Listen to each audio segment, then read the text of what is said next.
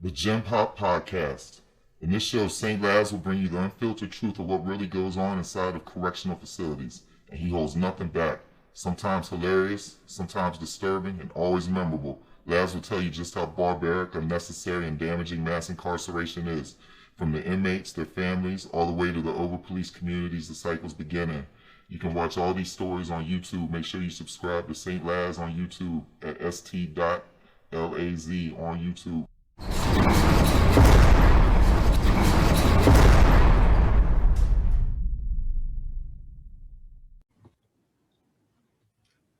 What up, world? It's the GenPop Recap podcast. Mark Waldo, War, St. Laz. How you doing today, brother? What's good, my bros? Shit, chilling. It's been a minute since we did one of these because, I mean, you just had so many jumps in so many different directions. And you got the Brooklyn Legacy, the Fat Vegetarian. I guess the first one I want to start off with is now that I guess it's over, the Lesson series. The what? The Lesson series. Have you released everything of that? Is anything else coming? Hell no. I just started that shit and I opened up a can of worms that now I'm gonna have to keep going. You heard? But I just started that shit. I just got the first 2 degrees out the way. You heard? So I'm about to go on a whole journey with that shit. I'm gonna have to put in some work tonight. You heard? But yeah, man. But some people aren't happy, like they saying you ain't supposed to be saying that. Saying it on online or whatever, right? But then you can look it up online anyway. Yeah, I really don't give a fuck how people feel. I mean, because I know the lessons. They don't. A lot of these niggas don't know the lessons. I mean, so I ain't worried about what they talking about, man. Because anything I'm speaking about, I could show and prove. You heard? So, you know, dudes be acting like this shit is some secret society. This shit ain't no secret no more, bro. It's 2021. Heard? Masons is putting their literature to the public nowadays.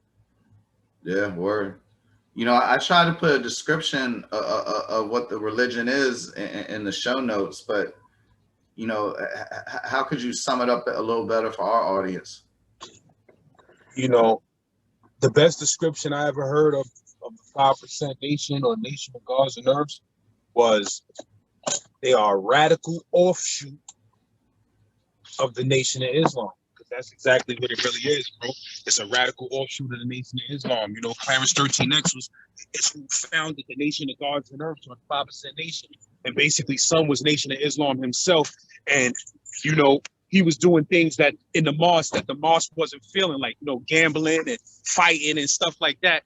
And they told him that he had to bounce. Some say he bounced on his own. Some say they told him that he had to bounce. So when he bounced, he took those degrees, and he was like, "Yo, I'm bringing these degrees to the streets. Like, I'm not cuffing these degrees and keeping them a secret. I'm bringing these to the streets, and I'm teaching the babies about these degrees." You heard? So a lot of people wasn't feeling the fact that he did that. But basically, the Nation of Gods and Earths, we study the same teachings that the Nation of Islam study. You feel me? So that's ironic. They didn't want him to bring it, and now some people don't want you to bring it to the people. Yeah, but you know, that's a very slim amount of people that feel that way, man. Because majority of people is like, son, give it up, son, give it up, give it all up. You feel what I'm saying? They need it. The game need it. Like, think about that. Imagine somebody saying, yo, don't talk about the lessons and don't give knowledge of self in an era where niggas is ODing 15, 16 years old off of drugs. What up, my nigga? The fuck? You looking at my face.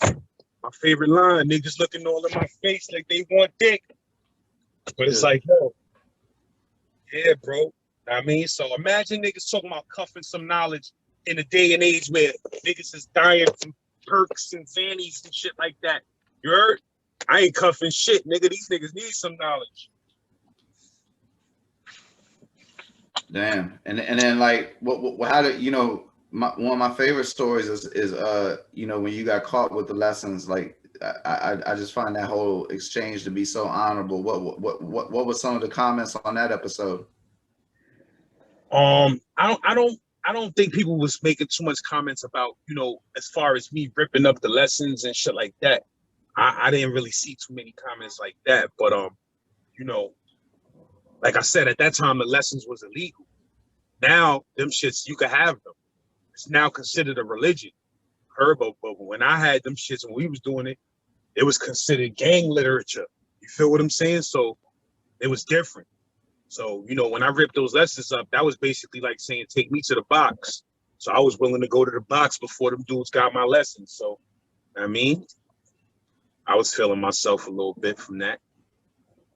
And then how do people react to the science of the white man? Because, you know, a couple people hit me up and like, how you gonna be doing business with somebody who feels this way? I'm like, clearly you didn't listen to the episode, because I mean, I thought you explained it very well about, you know, at the time their only interaction with the white community was all ones that were extremely negative, and you only know what you see, right? Exactly. But aside from that, you understand what I'm saying? It's like,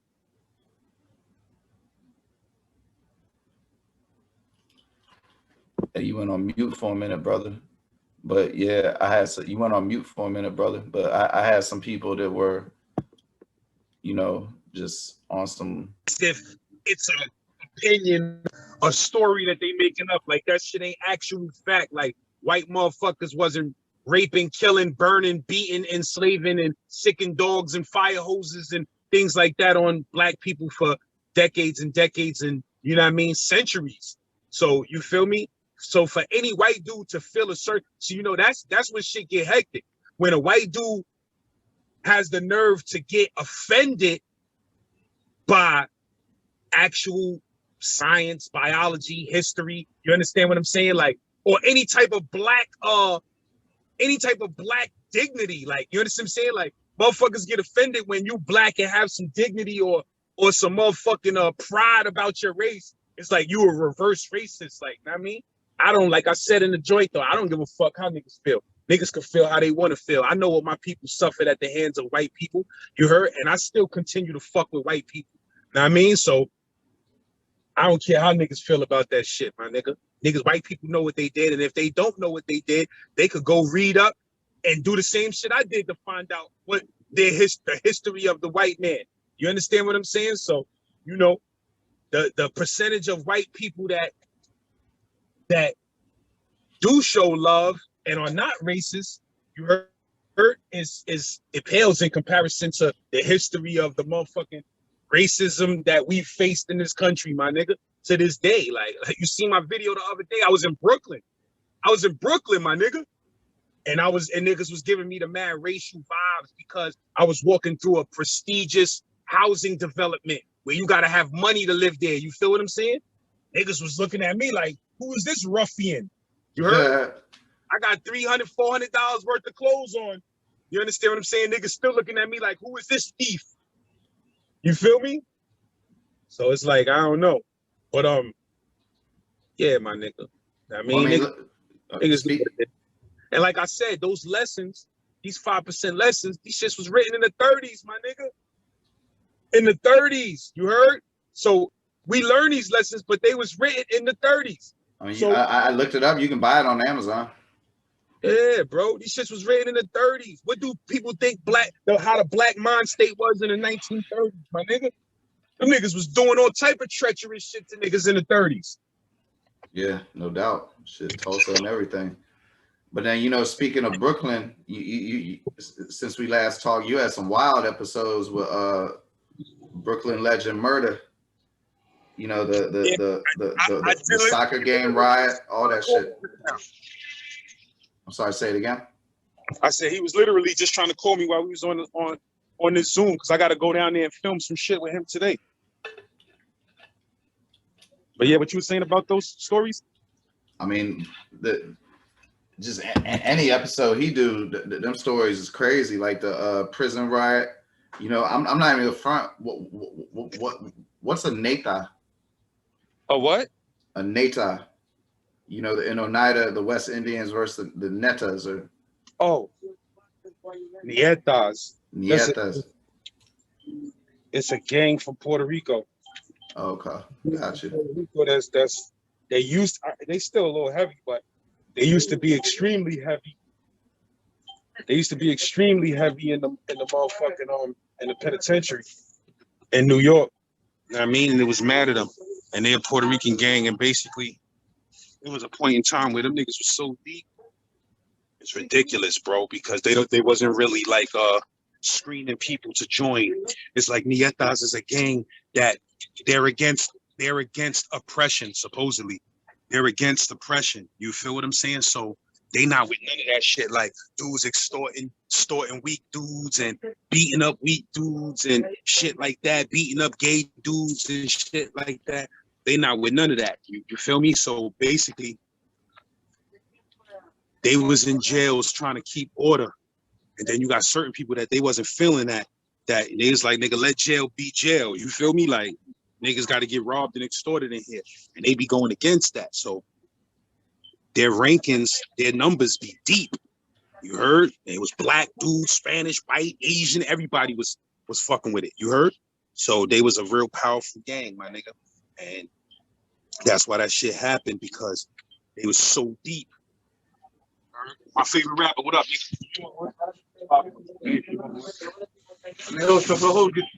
What you need? What you need, my nigga? Yeah, man. Let me give you this for these hoes. Give me, man. Hold up. Nigga, let me give you these little couple of dollars for the hoes. Give me, my bro. Hold on. If y'all listening to the audio version, my man Laz is living bodega life. Yeah, my fault, bro. Yeah. Hold on. Let me go to my car right quick. I'll be right back. Yeah, my fault, my bro. I'm in the hood, man. So dudes is running up on me. But real talk, my nigga, on some G shit. Come on, man. Oh, shit. Drop tag pop on the floor, my nigga. Bugging out. I just dropped mag wop on the floor. And I'm giving this dude a buck. It's looking rough out here. Yeah, man. Yo, good looking, my broski. Yo, I giving a nigga $1 and I'm saying good looking. What am I talking about? This jacket that I'm wearing, like, this shit is the ultimate lose everything you own jacket. Like, I don't know why niggas making jackets without a snap on the pocket. Oh, my fault, bro. Where were we? It's all good. I was about to segue to the next Joan. So recently, I know she started going live. How's that been? Live on YouTube. Bro, I'm in the car now, man. Son ran up on me again. Zoom. How do I find this Zoom shit? Hold on, my nigga. My fault. All right, I got it. You can hear me? Yes, sir. Yeah. So what happened, my bro? My fault. I said lately you started doing lives on YouTube. You know, I seen it doing some decent numbers. Like, how's that been going? What you be talking about? What the interactions be like? Yeah, I'm basically about to turn the live thing into another show. I mean, live from NY. Where I'm gonna start going, I'm gonna be in the streets, man. I can't be in the house in the summertime, so I'm gonna be in the streets live. I'm just gonna be, selective about my locations because I ain't trying to get clapped up on camera or something like that. But I'm definitely gonna start going live from NY. I got a song called Live from NY. That's why I'm gonna do the show live from NY. Real talk. Oh, it's 11 o'clock. It's parking. What time is it? Hold on. It's 11:24. Oh, yes. Yes. Finding parking indictment is like finding a motherfucking 5-leaf clover. So, speaking of other shows, the Fat Vegetarian, all that, but now you had an episode of Unexplained Events in New York. Can you talk about that a little bit? Yeah. New York City Unexplained, man. I had a couple of experiences in this shit that I can't really explain. I mean, but I'm not gonna act like I got enough material to do a whole 2-3 seasons and shit like that. So I need other dudes that got stories. You hear me? I need other dudes from New York City that got some stories. But I definitely went in on one of my stories. I got another clip I don't know if dudes heard. It's on the end of one of those new episodes where I'm talking to this dude I know, and he's telling me about this Jamaican dude from Staten Island who the police couldn't catch this dude because he was dealing with the spirits and shit like that. And that's my word. This is not the first time I heard about this dude from Staten Island. This the second dude. This the second time somebody made mention about this dude, this Jamaican dude from Staten Island. You heard? So we got to get to the bottom of him. Like, that's what I'm about to start doing, bro. I'm about to start doing heavy investigative shit. You heard? I'm about to start doing heavy investigative shit where I'm gonna really start getting to the bottom of a lot of historic shit in New York that happened. Shit, that's what's up. And then, you know, the Brooklyn Legacy series you've been putting out, you know, you got the story when you got jumped by the whole M.O.P. And but the real crazy one is the homeboy who was involved in the infamous Biggie tape shooting, which you know just recently got released. Yeah, man. And I'm glad we did that story because, you know, a lot of dudes make the papers and make the news and shit, and then dudes don't know the full story, and they make up scenarios themselves. They don't know how it really went down. So I'm glad we did that story so niggas could know how the shit really went down. You heard? Because that happened in 1994, and that shit was all over the news. Biggie got bad press about it. They were saying, you know, Biggie was his music was influencing motherfuckers to be violent and shit like that. You heard? So I'm happy we put that story down so niggas got the full idea of what really took place. You understand what I'm saying? Hell yeah. So before we get out of here, what should we be looking forward to as far as all the shows are going and GenPop in specific? Man, I got some crazy stories coming, man. I'm about to tell a crazy, like dude's been telling me, yo, where the East New York stories? I'm about to tell a crazy East New York story that's mixed with.